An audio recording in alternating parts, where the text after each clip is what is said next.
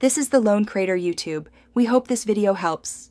In this video, I will explain how to sign a document in PDF.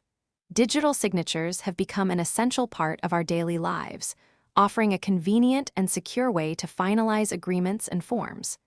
Gone are the days of printing, signing by hand, and then scanning documents back into your computer.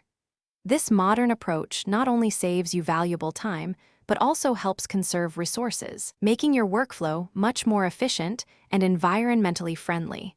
Let's dive into the simple steps.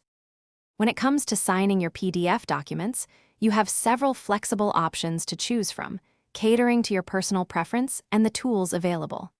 You can easily type your name directly into the designated signature field, which is quick and straightforward. Alternatively, for a more personal touch, you might prefer to draw your signature using your mouse or trackpad. For a truly authentic look, uploading an image of your handwritten signature is also a popular and professional choice. Signing a PDF is a straightforward process once you know where to look. First, open your document using a reliable PDF viewer or editor, such as Adobe Acrobat Reader or a similar application.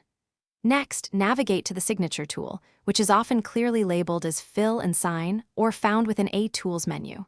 From there, select your preferred method for signing, whether it's typing, drawing, or uploading an image. Finally, place your signature in the correct spot and save the document to secure your changes. To ensure your digital signatures are both secure and effective, here are a few important tips. Always use a trusted and reputable PDF editor or platform to protect your sensitive information. Before you finalize anything, take a moment to carefully review the document's content to ensure everything is accurate.